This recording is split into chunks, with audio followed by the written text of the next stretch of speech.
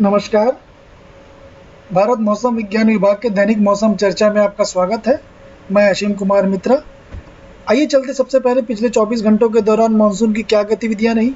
आज 17 अगस्त 2021 को अगर हम सब डिविजनल मैप के अगर सबसे पहले जाएं तो आप देखेंगे जो महाराष्ट्र का जो ये भाग है, खासकर मध्य महाराष्ट्र, पूर्वी महाराष्ट्र और कर्नाटका, तेलंगाना, छत्तीसगढ़, उड़ीसा, कोस्टल आंध्र प्रदेश, आप देखेंगे गहरे गाढ़े नीले रंगों से दिखाया गया।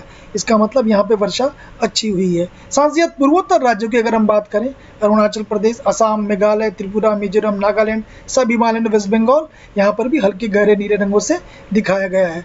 अगर हम लक्षद्वीप और अंडमान निकोबार की भी बात करें, यहाँ पर भी हमको गहरे नीले और गाढ़े रंगों से दिखाया गया है यहाँ पे खासकर। सो हम एक तरह से अगर हम बात करें बहुत भारी वर्षा की, अगर हम बात करें पिछले 24 घंटों के दौरान, ये हमें सब हिमालय, वेस्ट बंगाल, इस जगह पे सिक्किम, बिहार, तो इन जगहों पे बहुत भारी वर्षा हुई। अगर हम भारी वर्षा की बात करें, ये आपके आइसोलेटेड प्लेस में कुछ जगहों पे, ये आपके असम, मेघालय, मध्य महाराष्ट्र, मराठवाड़ा, कोस्टल आंध्र प्रदेश, ये वाले भाग, उड़ीसा, विदर्भ, छत्तीसगढ़ और तेलंगाना, सो इन जगहों पे भारी वर्षा हुई है, जैसा कि मैंने आपको कहा। अगर आप अभी लंबी औसत के जो वर्षा का जो अगर आप इस मैप को देखें, अब आप देखेंगे कल की तुलना में आज इन जगहों पे, जिन जगहों पे कल लाल रंगों से था, आज वो हरे और हल्के नीले रंगों से दिखाया गया। मतलब इन जगहों पे वर्षा दर्ज की गई है।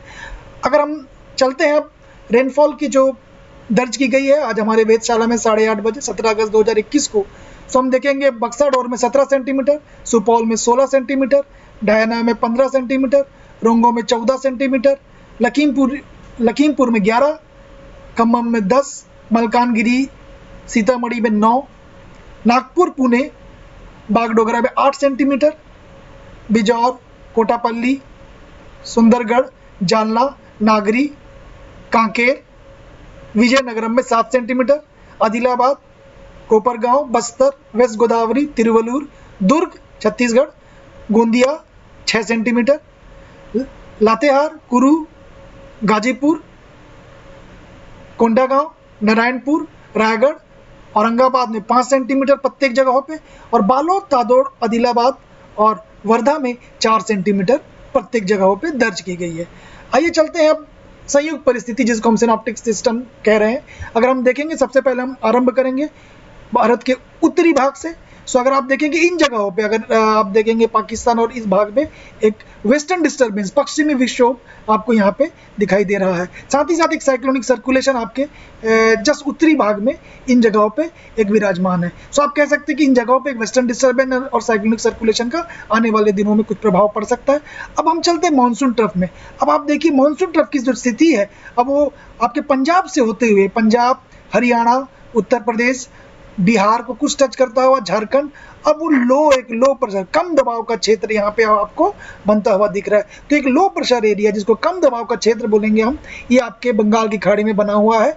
अब ये जो मानसून ट्रफ है, ये बिल्कुल उससे जाके मिलता हुआ नजर आ रहा है। अगर आप विंड की स्थिति देखिए, अब आप देखिए इन जगहों पे, तो ये जो भाग है खासकर जो मध्य भारत और ये महाराष्ट्र से होता हुआ ये जो विंड है, अब आपको इन जगहों पे काफी एक्टिविटीज अब आपको आने वाले कुछ दिनों में देखने को मिल सकती है।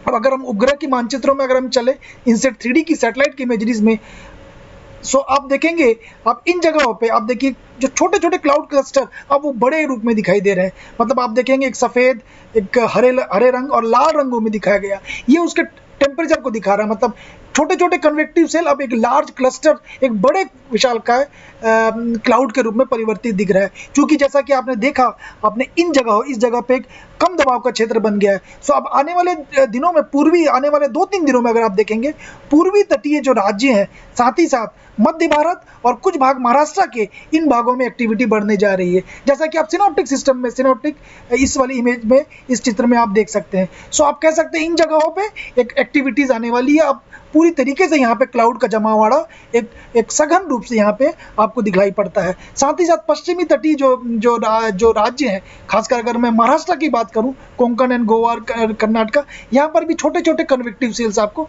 दिखाई दे रहे हैं। अगर हम विजिबल की इमेज देखें तो आपको भली बात ये स्पष्ट हो जाएगा। अब आप देखिए यहाँ पे एक सर्कुलेशन बना हुआ है, साथ ही साथ अब आप देखेंगे कोस्टल आंध्र प्रदेश, तेलंगाना, महाराष्ट्र, मध्य महाराष्ट्र, मराठवाड़ा, आप बोलेंगे इन जगहों पे क्लाउड का जमावड़ा दिख रहा है।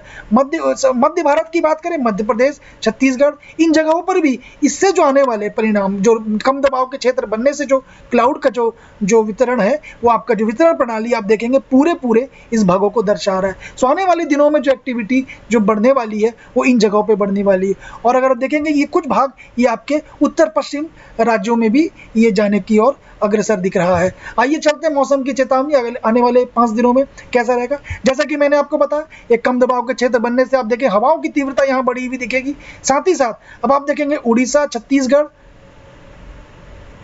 मध्य महाराष्ट्र, विदर्भ, कोस्टल आंध्र प्रदेश, तेलंगाना, इन जगहों को ऑरेंज अलर्ट दिया गया है आने वाले 24 घंटों में।